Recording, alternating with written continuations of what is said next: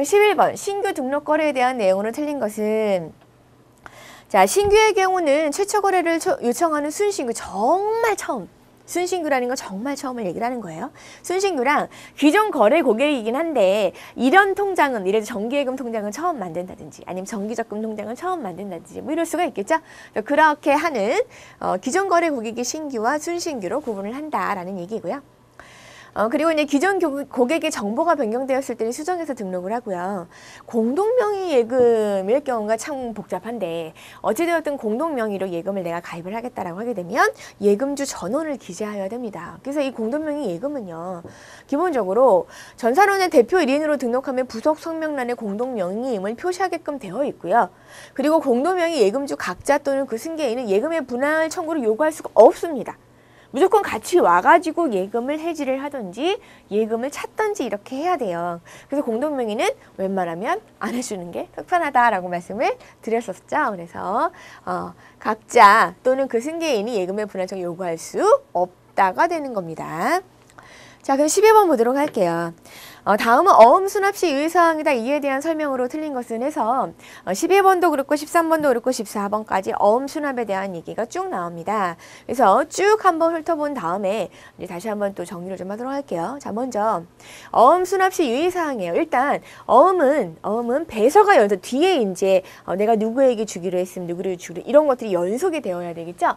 그래서 연속되어 있는지 확인해야 하고요. 만약에 어음 앞면에 지시금지 문헌이 있는지 이걸 확인을 해야 된다라는 거죠.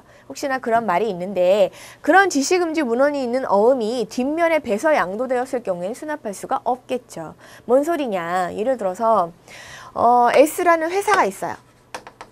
S라는 회사가 있는데 이제 홍길동이한테 물건을 받고 그 물건 대금으로 어음을 지급을 합니다. 뭐 1억짜리를 지급을 해요. 그런데 이 물건이 하자가 없어야 되는 거잖아요.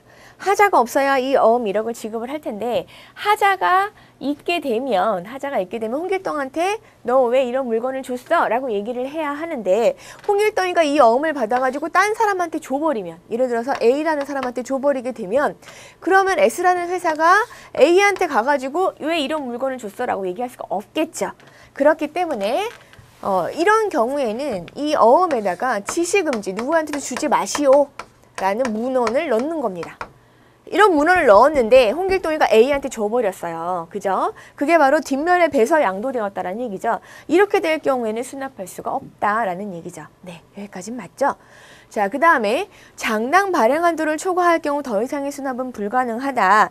상식적으로 그럴 것 같지만 그러나 그 본인이 올 경우가 있겠죠. 발행인 본인이 창구에서 직접 거래를 할 경우에는 가능합니다. 그렇게는 가능하고요. 어음 미수표 위조 및 변조 여부 당연히 확인을 해야 되겠죠. 그래서 4번이 틀리고요. 자, 그러면 어음 수표 수납 시 유의사항 잘못 설명 똑같이 역시 유의사항입니다. 자, 먼저 어음의 법정 기재 요건, 어음이라는 건 요식증권이기 때문에 제대로 기재가 되어 있어야 돼요. 그래서 그거를 확인을 해야 되고요. 배서가 연속되어 있어야 한다. 이건 아까 우리가 했던 얘기랑 똑같죠? 자, 어음을 받으면 일반적으로 횡선을 찍게끔 되어 있죠. 그래서 일반 횡선 수표는 은행 또는 거래처에 하나여 수납을 할 수가 있고요. 여러 개의 횡선이 그어진 수표는 수납할 수가 없습니다. 수납할 수 없고요. 선일자로 발행됐다라는 건 뭐냐면 지금 유통이 되고 있으면 안 돼요. 왜냐면 아직 발행이 안 된 수표니까. 그런데 이렇게 선일자로 발행된 수표가 있을 수 있다라는 얘기죠. 근데 그거는 그렇게 큰 문제가 없어요. 그래서 선일자로 발행된 수표는 수납할 수 있습니다. 있고요. 제시기간 경과 여부를 확인해야 되겠죠. 그래서 얘가 틀린 거고요.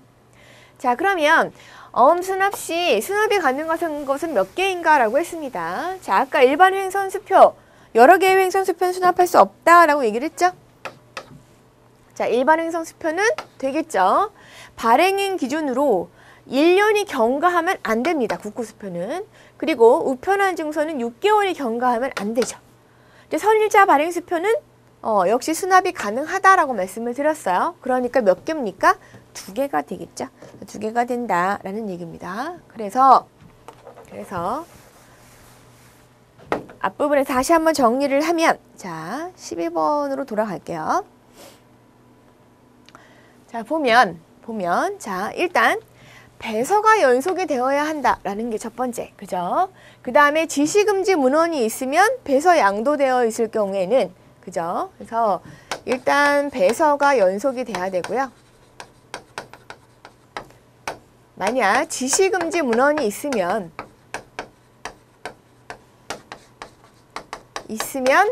배서 양도되면 안 된다라는 거죠.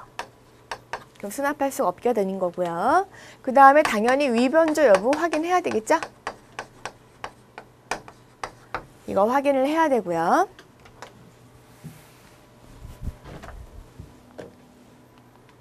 다음 13번에서 볼까요? 자, 일단 법정 기재 요건을 확인을 해야 되고요. 일반 횡선은 상관없습니다. 횡선수표 수납할 수 있는데 여러 개 횡선은 안 된다. 그죠? 얘는 되고, 그죠? 안 된다라는 거고요. 선일자 수표는 수납할 수 있다라는 얘기고요. 제시기간 꼭 확인을 해야 된다라는 거죠. 그래서 국고수표의 경우에는 1년, 우편한 증서는 6개월이 되는 겁니다. 6개월. 자, 요렇게. 그래서 12, 13, 14번을 쫙 좀 정리를 좀 해봤습니다. 자, 그럼 15번을 보도록 하죠. 다음은 지급 업무에 대한 내용으로 서명 또는 거래 인간의 날일을 생략할 수 있는 사유이다. 이에 해당하지 않는 것은 일단 창구에서 고객이 돈을 요청을 해가지고 돈을 줄 때, 이게 바로 지급 업무잖아요. 그럴 때는 일반적으로 서명이라든지 아니면 통장에 찍혀있는 도장을 확인을 하게끔 되어 있잖아요. 근데 그런 거를 생략을 할 수 있는 사유예요. 어떨 때냐? 자, 일단 현금 자동 지급기예요. 이건 뭐 당연히 부인이 넣어가지고 빼는 건데 생략할 수밖에 없겠죠? ATM기라든지 현금카드 창구 지급도 마찬가지고요. 별도의 자동으로 자동이체가 신청이 되어 있다든지 이런 자동 납부들 당연히 생략이 당연할 거고요. 예금주와 사전 약정, 이건 예금주라 이제 미리 얘기를 했던 거예요. 그런 경우에도 역시 해당되지 않습니다. 그런데 예금주가 특별한 그런 사전 약정 없이 은행에 와가지고 지급 전표를 작성을 하고 지급을 받을 때에는 당연히 날인을 해야 되겠죠. 네, 그래서 해당하지 않는 것은 5번이 됩니다. 자, 그럼 16번 이번에 해지예요. 자, 해지 업무에 대한 내용으로 틀린 것은 예금거래 해지는 원칙적으로 모든 영업자에서 가능합니다. 가능한데요. 사고 신고가 있을 때, 사고 신고 이런 것들이 뭐 분실을 했다든지 뭐 이런 경우 있겠죠. 그럴 때 해지도 모든 영업자 가능하면 안 되겠죠. 이건 이제 개설점에서만 가능하고요. 그 다음에 무기명 정기예금은 실명 확인을 해지 처리하게끔 되어 있고요. 예금 거래를 해지할 때는 미정리 사항 등을 모두 확인을 해야 되고, 해지한 후 해지한 통장을 교부할 때는 뒤에 왜 까만 걸로 돼가지고 마그네틱지가 있어요. 그거를 쫙 떼가지고 제거를 한 다음에 그 다음에 교부를 해야 합니다. 즉 이 경우에는 모든 영업자에서 가능하지 않다라는 거 그걸 기억하시면 되겠습니다. 자, 17번입니다. 입금 타정권의 부도 처리에 대한 내용으로 잘못된 것은, 자, 우리 아까 어음에 대한 얘기를 하면서 잠깐 이제 지시금지 문헌 얘기하면서 어음을 얘기했었는데요. 다시 한번 봅시다. 자, S라는 회사가 있어요. S라는 회사가 있는데 이제 홍길동이한테 어떤 물건을 받은 거죠. 그래서 이 물건에 대한 대가로 어음을 줍니다. 1억짜리. 어음을 줬더니 홍길동이가 어음을 받아가지고 자기가 거래하는 K은행 통장에다가 입금을 합니다. 통장을 여기다 입금을 해요. 이거는 홍길동의 거래 계좌였던 거죠. 여기다 이제 입금을 해놓은데, 그러면 이 어음이 예를 들어 만약 3개월이었다라고 하게 되면 3개월 후에 이 S회사는 어떻게 해요? 이 K은행 통장에 어음 1억에 해당되는 1억을 정말로 입금을 해줘야 되겠죠? 입금을 해줘야 되면 그러면 이제 아무런 문제 없이 해결이 되는 건데, 입금을 안 해요. 여기다가 돈을 넣지 않는 겁니다. 그럼 이게 뭐가 되는 거예요? 부도가 되는 거죠. 자, 그래서 지정된 날짜까지 돈이 들어와야 하는데 돈을 집어넣지 않았습니다. S회사가 이제 돈을 집어넣지 않은 거죠. 자, 그렇게 된 경우 그러면 은행은 입금인의 연락처가 이제 입금인이 홍길동이겠죠? 홍길동한테로 부도 여부를 통지합니다. 돈이 안 들어왔습니다 하고 연락을 하는 거죠. 통지 방법은 전화로 해도 되고요. 아니면 부도 사실 통지서에 의해서 해도 됩니다. 그렇게 되고, 그 다음에 어차피 얘가 부도가 났으니까, 그죠? 그래서 이 부도가 난 거, 이 부도 금액을 입금 계좌에서 요 입금에서 출금을 해가지고요. 미지급 채무계정 부도대금으로 일단 입금을 해놓습니다. 입금을 해놓고, 그 다음에 이제 부도 반환된 만약 타정권이 있다면 부도어음 기입장에 기입하는 결제를 받는다. 그리고 5번은 무슨 얘기냐, 이제 부도 실물, 이게 어음이잖아요. 부도 실물은 권리 보전 절차 없이 입금한 영업점에 예금주가 반환 청구할 때 본인 확인 돌려준다. 뭔 소리냐? 이제 K은행이 얘기를 한 거예요. 부도가 났습니다 하고 홍길동한테 연락했는데 홍길동이 달려온 거죠, 은행으로. 은행 달려와가지고 일단 저한테 어음을 주세요. 즉 여기서 예금주라는 거 홍길동인 거죠. 홍길동이가 K은행에 와가지고 어음 주세요. 내가 가서 직접 받아오겠습니다. 이렇게 얘기를 하게 되면 그러면 당연히 본인 확인한 다음에 홍길동인 게 맞으니까 돌려주는 거죠. 이게 이제 5번에 대한 내용이었습니다. 그래서 잘못된 거는 뭐냐면 가지급 채무 계정이 아니라 미지급 내국한 채무 계정이었죠. 거기다가 입금을 해야 된다라는 거, 요 부분이 좀 틀린 거였죠. 그래서 부도 처리에 대한 거는 이런 식으로 처리를 한다라는 거고요. 자, 예금 잔액 증명서라는 게 있었어요. 이건 뭐냐면 주로 예금 잔액 증명서는 이제 내가 자녀를 뭐 유학을 보낸다든가 이제 이렇게 했을 때, 아니면 이제 비자를 받아야 하거나 할 때, 그럴 때 이 나라에 재산이 얼마가 있는지 그걸 확인하기 위해서 예금 잔액 증명서를 요구하는 경우들이 있어요. 그래서 비자 발급이라든지 뭐 자녀 유학이라든지, 그래서 은행의 채무가 얼마나 되는지 은행의 채무를 확인을 해주는 그런 걸 예금 잔액 증명서라고 얘기를 합니다. 예금 잔액 증명서. 그래서 이 예금 잔액 증명서는 자, 잔액 증명 발급 의뢰서를 받고 예금주 본인임을 확인한다. 당연하겠죠. 항상 본인 확인은 기본적인 것이 되는 거고요. 그리고 이제 거래 인감이나 이제 또는 서명을 대조 확인해서 본인 확인 시에는 거래 인감을 생략할 수도 있습니다. 일반적인 모든 통장식 예금에 대해서는 예금 잔액 증명서를 발급을 할 수가 있는데요. 양도 가능한 무기명식 예금, 예를 들어서 양도성 예금 증서다. 이런 경우는요, 걔는 그 매매가 가능하거든요. 그 경우에 대해서는 예금 잔액 증명서를 발급할 수가 없겠죠. 네, 발급할 수가 없습니다. 원칙적으로는 발급할 수가 없고요. 표지어음도 마찬가지로 잔액 증명서를 발급할 수가 없습니다. 그리고 일단 잔액 증명서를 발급을 하게 되면 은행이 이 사람의 채무에 대해서 이 정도입니다라고 확인을 해준 거잖아요.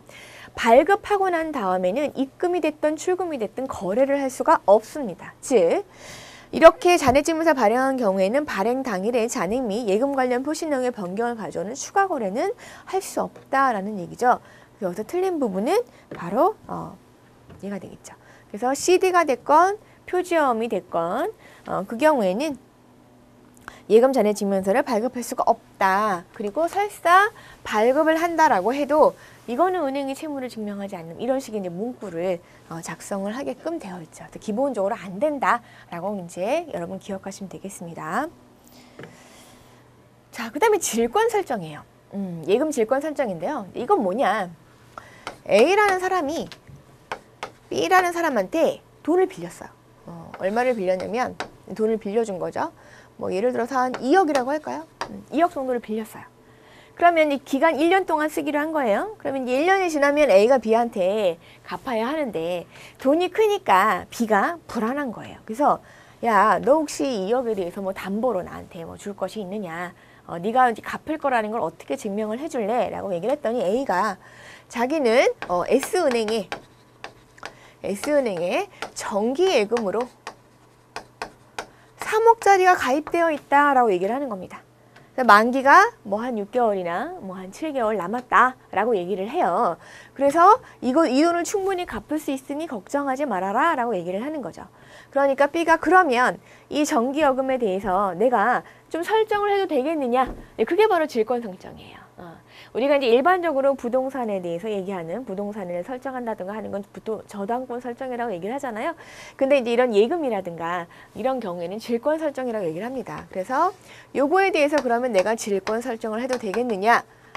라고 얘기했더니 A가 오케이 한 거예요. 근데 A만 승낙하는 것이 아니라 이 은행이 어찌되었든 이 정기 예금에 대해서 나중에 돌려줘야 하는, A한테 돌려줘야 하는 돈이잖아요. 그래서 은행의 승낙도 역시 필요합니다.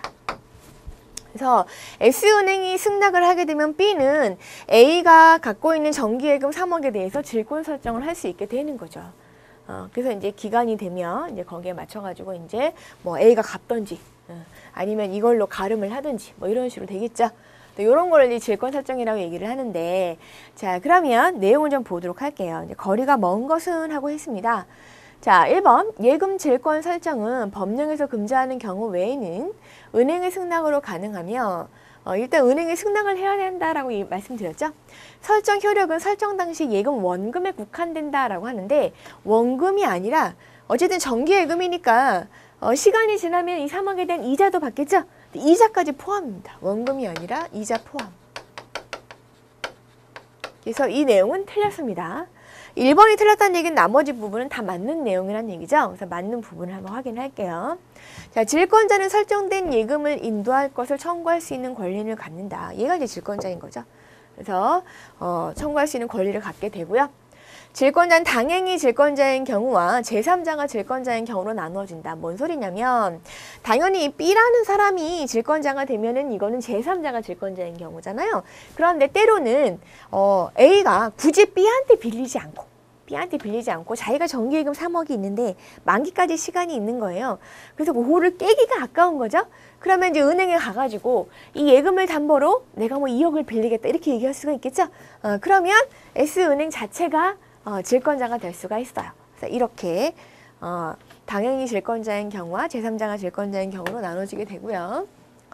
자, 그 다음에 이제 4번을 보시면 질권 설정 승낙 의뢰서 2부와 예금 통장 및 증서를 받고 본인 여부를 확인한다. 질권자가 당행인 경우에는 근 질권 설정 계약서에 가름한다 라고 되어 있는데 이제 앞부분은 제3자가 질권자인 경우죠. 그러면 두 부를 만들어서 이제 하나는 B한테 준다는 얘기인데 질권자가 당행일 때에는 굳이 누군가에게 줄 필요가 없잖아요. 그러니까 그냥 질권 설정 계약서로 가름을 한다라는 얘기고요.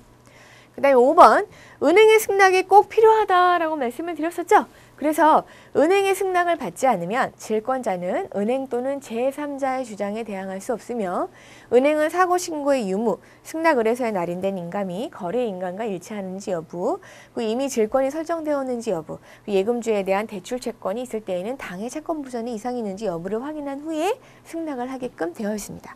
그래서 거리가 먼 것은 원금뿐만이 아니라 이자까지 포함해서 다 질권의 효력이 간다라는 얘기입니다. 자, 그럼 20번 보도록 할게요. 거래중지 계좌라는 게 새로 생겼습니다. 자, 거래중지 계좌라는 건 뭐냐면 너무나 미미하게 되게 조그만한 금액이 남아있는 상태에서 거래를 아예 안 하고 있는 그런 계좌를 얘기하는 건데요. 자, 다음은 거래중지 계좌에 대한 설명이 다르지 않은 것은 그래서 1번 일정 기준에 해당하는 계좌는 따로 관리하여 입출금 거래, 잔액조회, 이관 등을 제한하는 제도를 말한다. 그래서 왜냐하면 이 거래중지 계좌가 결국 나중에 대포통장이나 이런 식으로 쓰여질 수 있기 때문에 이제 그러는 거거든요. 그래서 일반적으로 거래중지 계좌는 보통예금이나 저축예금, 기업자유예금 중에서 잔액이 1만 원 미만이에요. 몇천 원밖에 안 되는 거죠. 그래서 1년 이상 입출금 거래가 없는 계좌 이런 것들이 대상이 되고요. 혹은 1만 원에서 한 5만 원까지 잔액이 남아있다. 이런 경우인데 2년 동안 거래가 없다. 이거나 5만 원에서 10만 원 정도까지 잔액이 남아있는데 3년 이상 거래가 없다. 이런 경우는 거래중지 계좌가 되는 겁니다. 자, 그리고 거래중지 계좌의 해지는 개설점에서만 가능하다. 이미 거래중지 계좌가 됐어요. 그런 경우 해지를 할 때는 꼭 개설점으로 가야 할 필요는 없고요. 모든 영업점에서 해지가 가능합니다. 이게 좀 틀렸고요. 그 다음에 잔액이 소액인 입출금 자유로운 예금 계좌 중에서 거래가 중단된 계좌의 경우 대포통장 등으로 이용될 수 있으므로 거래중지 계좌를 편입을 시킨다. 아까 개념을 말씀드렸었죠. 그리고 이제 대신 이 거래 중지 계좌로 하기 전에 만약 계좌가 질권 설정 등록 계좌라든지 아니면 자동이체가 등록되어 있다든지 통장 대출이 등록되어 있다라든지 이렇게 될 경우에는 편입에서 제외가 될 수 있다라는 거죠. 즉 바르지 않은 것은 뭐다? 모든 개설점에서 가능하다라는 거예요. 해지는. 자, 그럼 21번 보도록 할게요. 유증을 포함한 상속의 명의 변경, 명의. 사람은 이제 어쨌든 통장 예금주가 있으면 그 예금주의 이름을 변경을 하는 거, 그걸 얘기를 하는 건데요. 명의 변경 절차에 대한 내용으로 거리가 먼 것은 상속의 경우에는 좀 까다롭다라고 말씀을 드렸었죠.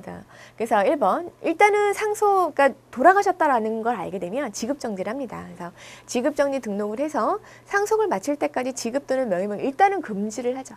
금지를 하고 각종 증빙 서류로 이 사람이 정말 상속인이 맞는가 이 상속인의 범위를 확정하게끔 되어 있습니다.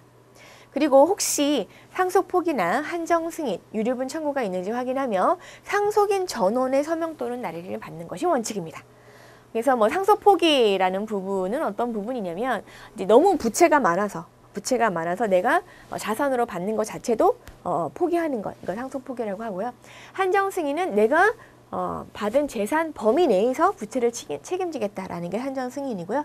유류분 청구는 이제 법적인 내용으로 너무 한 사람한테만 몰아주게 되면 남아있는 가족한테 꼭 줘야 하는 그런 유류분이 있어야 돼. 그거가 있는지 뭐 이런 것들을 확인한다는 얘기예요. 세 번째, 상속인들이 공동명의로 계속 거래를 원하는 경우 공동명의 예금 처리 절차에 의하며 대표 상속인이 계속 거래를 원하는 경우에는 예금거래 신청서를 받는다. 뭐 이렇게 하게끔 되어 있고요. 근데 가입 자격에 제한이 있는 예금들이 있을 수가 있어요. 예를 들면 당좌 예금이라든지 뭐 아니면은 뭐 비과세 종합 저축이라든가 뭐 이런 것들이 있겠죠. 이런 예금은 은행 동의 후 상속인의 선택에 따라 거래가 가능한데요. 그렇지 않고요. 상속인의 선택이 아니라 상속인의 자격이 중요해요. 자, 왜냐면 가입 자격 제한이 있는 게 예를 들어서 법적인 성격에 의한 제한이 있는 게 있거든요.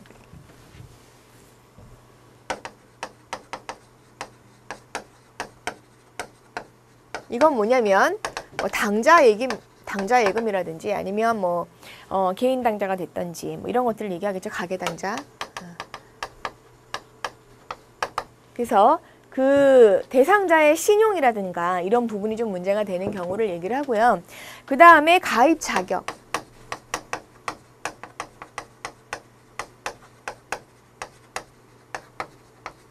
자, 예를 들면 비과세 종합저축이라든가 아니면 생계형 저축이라든가 뭐 세금 우대라든지 이렇게 세금의 혜택을 받는 것들 있잖아요. 그런 거나 아니면 재형 저축이라든지 뭐 연금 저축 신탁 이런 것들이 있어요. 이런 경우는 정말 이 상속인도 여기에 만약에 해당이 되는지 이거를 봐야 되겠죠. 그래서 상속인의 자격에 따라서 거래가 가능하고요. 상속인 또는 상속 지분이 불명확한 경우에는 해당 예금 전액을 공탁할 수 있으며 각종 절차는 명의변경 절차에 의한다. 예, 그렇게 합니다. 그래서 거리가 먼 것은 4번이 되는 거죠. 네, 그래서 오늘은 첫 번째 시간으로 여기까지 명의 변경까지 살펴봤고요. 다음 시간에 좀 진행하도록 하겠습니다. 감사합니다.